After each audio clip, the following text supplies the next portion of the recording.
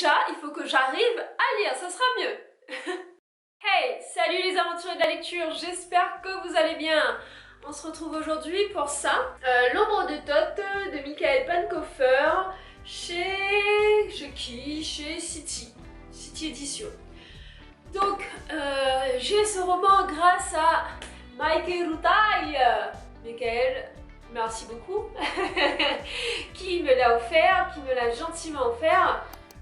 Parce que c'est son livre préf, que c'est le livre dont il est capable de parler pendant des heures et des heures et qui voulait absolument que je le lise et que j'en donne mon avis. Plutôt, comme la description est bien faite cette fois-ci, plutôt que moi, je vais vous raconter des trucs, essayer de vous expliquer l'histoire. Aujourd'hui, je vais lire derrière et après, je vous dis ce que j'en ai pensé. Donc, l'ombre de Thoth. Londres, au crépuscule du 19e siècle.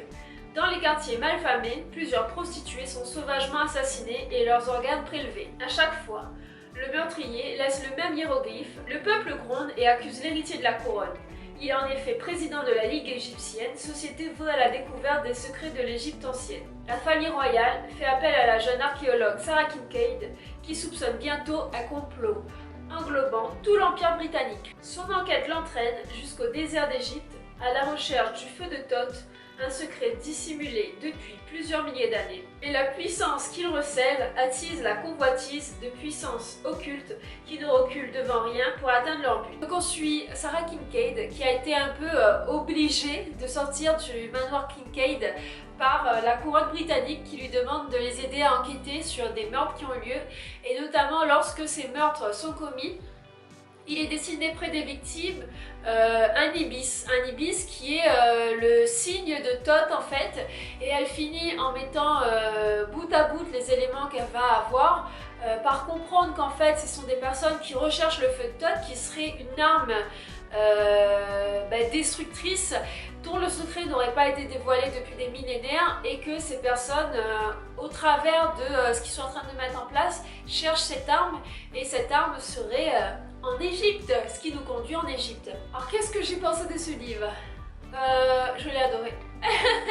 je l'ai beaucoup aimé. Oui, j'aime beaucoup cette héroïne forte, Sarah Kincaid.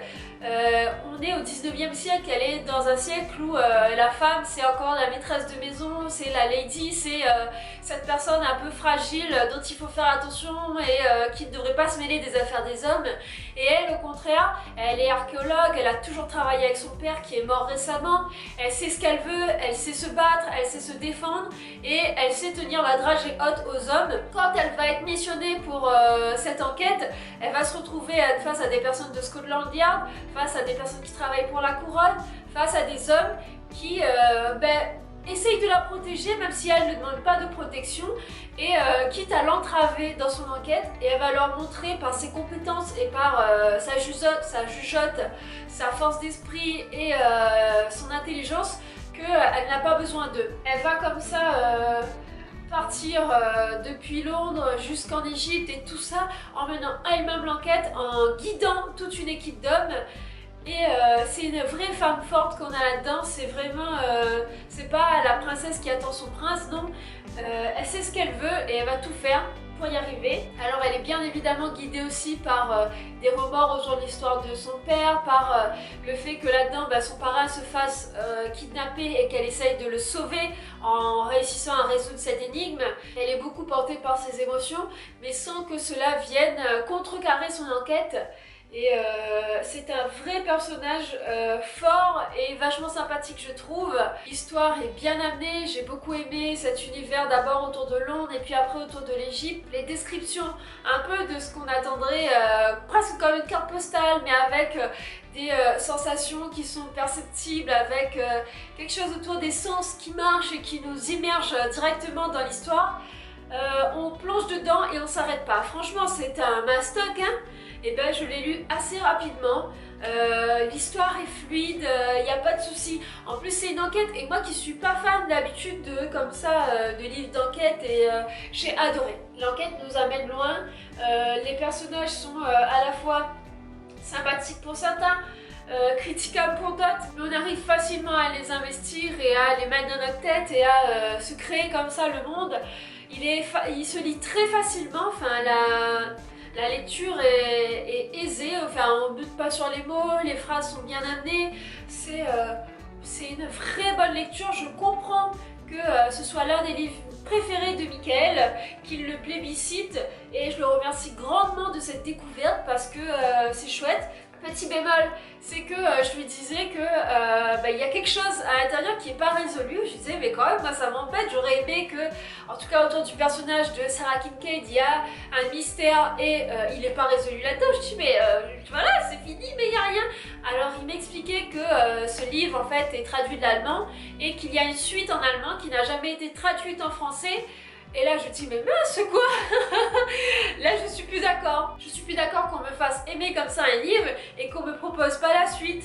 C'est-à-dire que j'ai envie d'en découvrir plus. Moi sur Sarah on a découvert beaucoup sur ses compétences, sur son univers, sur la mort de son père, sur certains personnages qui gravitent autour d'elle. Mais sur elle et ses zones d'ombre, il manque des éléments et j'ai envie de lire la suite moi. Mais je n'ai pas fait allemand alors on fait comment? Donc si vous avez bien compris, c'est un livre que je vous recommande grandement. Alors je sais que Michael pour l'avoir a dû le commander. Je sais pas où est-ce qu'il est trouvable.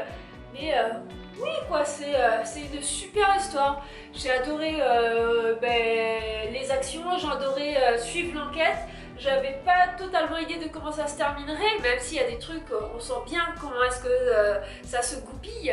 Mais il y a quand même une part de mystère et qui est vachement intéressante.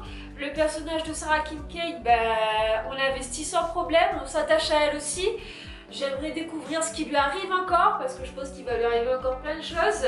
S'il y a quelqu'un qui est motivé pour traduire la suite de l'allemand, n'hésitez pas, hein. Moi, je veux bien continuer. Hein. Bon les amis, j'espère que cette vidéo vous a plu. Dites-moi en commentaire ce que vous en avez pensé, ce que vous pensez de ce livre, est-ce qu'il vous intéresse ou pas. Et puis, on se revoit bientôt. À ciao, bye les amis.